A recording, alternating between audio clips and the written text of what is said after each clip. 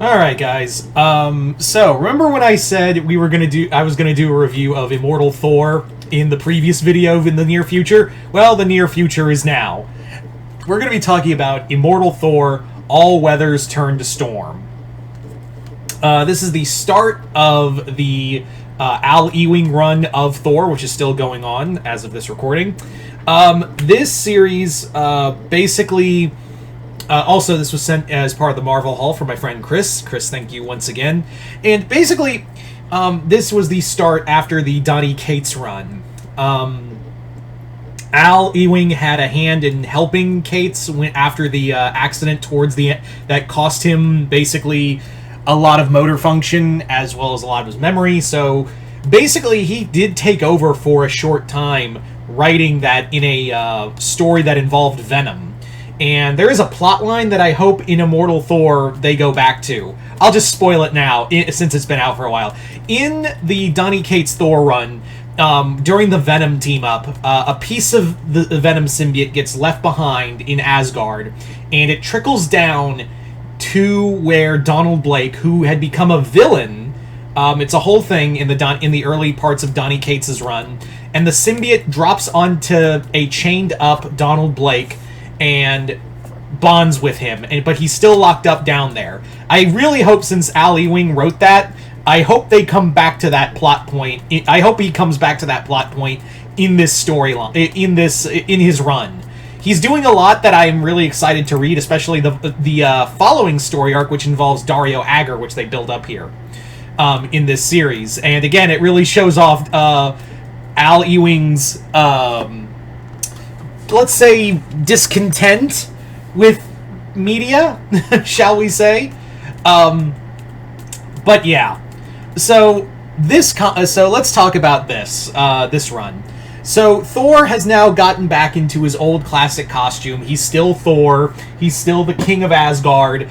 But in just a few pages after dressing up in his old costume, he basically is like, all right, now I'm gonna make Mjolnir like how it was before. Makes Mjolnir same. And then he just uses his power to fix the Bifrost in just like 2 pages. In just like less than a page.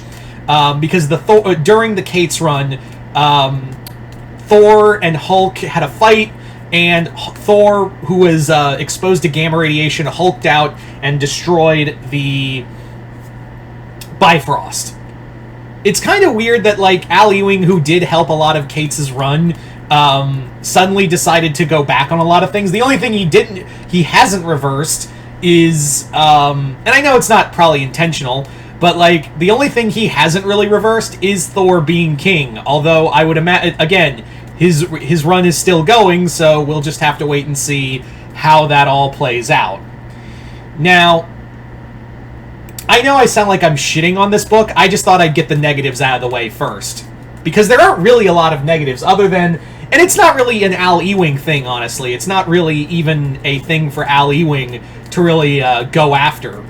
Because that's what a lot of writers do sometimes, is that they just, when they do a new run after the previous writer, they're just like, you know, all that stuff that other writer did, I'm just going to change and leave my own mark on it, you know? Very seldom do you see a writer... pick up the torch that the previous writer had, and sometimes it's either like ego or they're just too intimidated to continue that run and want to do something different and make it their own voice. That happens in, like, not just Marvel but DC Comics, and sometimes just always in comics in general, mainly in Marvel and DC because companies. But yeah, so that's not really even, like I said, not really even an Al Ewing thing. Now, having said that, do I hate this book? No. I really don't. I actually am really excited for this comic. This series was actually really damn good for the first 5 issues, and I'm really excited for the next story arc, because that's where I think the real fun begins. In this comic, Thor has become king of Asgard again. He's fixed the Bifrost, yada yada yada.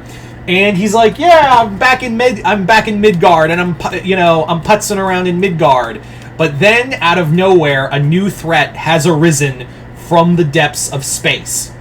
As it is said in the comic, the wheel hath turned, and the Utgardians have returned.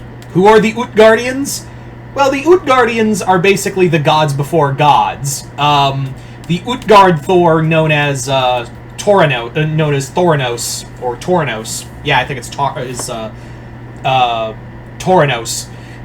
Was the first Thunderer, and he's basically here to tell Thor straight to his face: the age of the new gods is over. The time of the old gods has returned, and I'm here to wipe the slate clean. So Thor has to now battle Toranos to protect Earth. But even with all the power of the Allfather at his side, he is clearly no match for Toranos, and now has to, find a new way to battle this new godlike foe, and also deal with the coming of the rest of the Utgardians. The comic is really, this is a great way to start your series.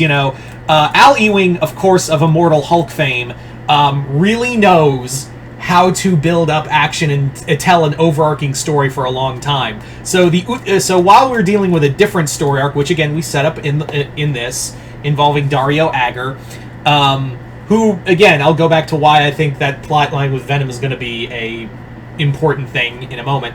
But Toranos is a godlike villain, and I gotta say the artwork by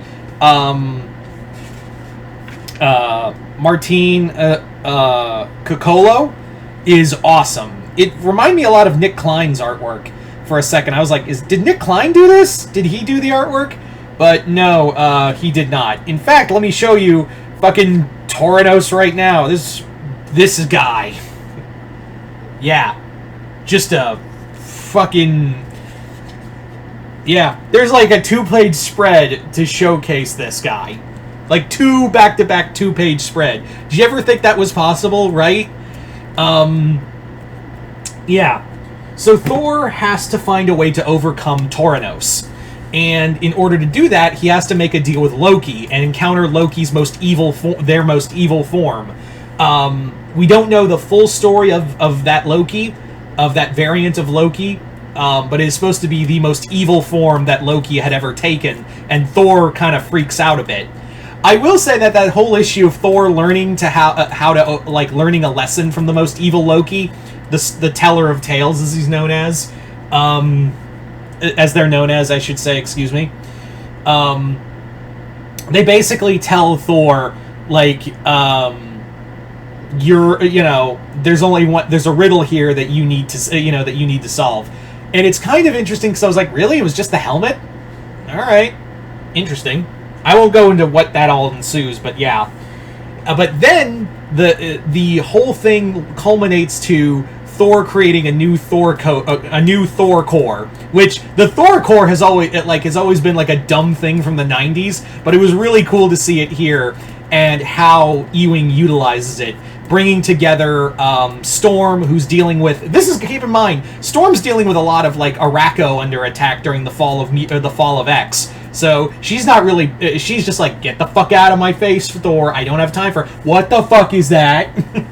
Then you have Loki coming with Beta Ray Bill, and, of course, Jane Foster, all battling Toranos. But we don't know the full story of Toranos to begin with, because there's still the Utgard Loki, and he has a connection with being the brother of Gaia, Thor's biological mother.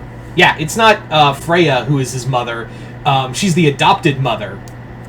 Which, sidebar, I really like Donny Cates' whole thing of talking about the whole thing with Freya and Thor.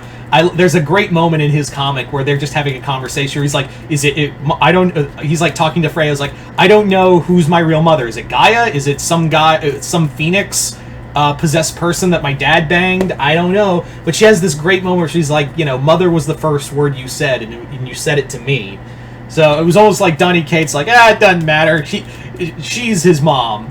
So it is going. I'm very curious to see how this will play in with Gaia. I know, in later in the story arcs, they go a little more, but I'm reading by trade.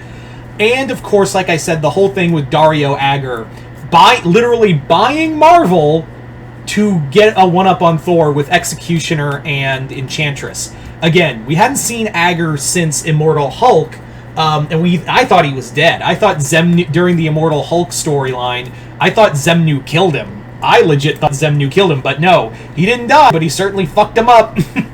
And apparently that storyline was very well received, and it's very meta, and it really brings up a lot of what Al Ewing was best known for his Judge Dredd comics.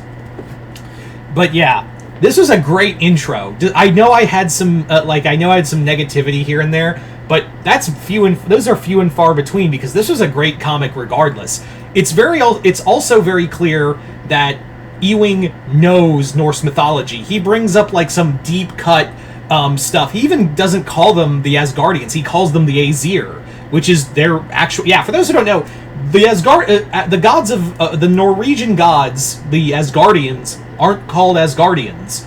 They're called the Aesir. That's the true name of the pantheon. So Ewing clearly knows his Norse mythology. So I'm very excited to see this. This was a great intro to the storyline. Even though, yes, I did really love Donny Cates' Thor, this is a great follow-up to it, even though it does kind of retcon it, hand-wavy some things from it. But still, having said all that, I am really excited to read what comes next for the Immortal Thor. If it's anything as good as the Immortal Hulk, and it's been said that even Al Ewing said that that was the Old Testament. Immortal Hulk was the Old Testament. This is the New Testament. So I'm very excited to see how this will play out. So there you go, guys. Go check out this book if you haven't already. But yeah, if you guys have been reading the Immortal Thor, let me know in the comments below what you guys thought of it. Other than that, hope you all enjoyed this. I'm Mr. Multiverse. I'll see you next time in the Multiverse.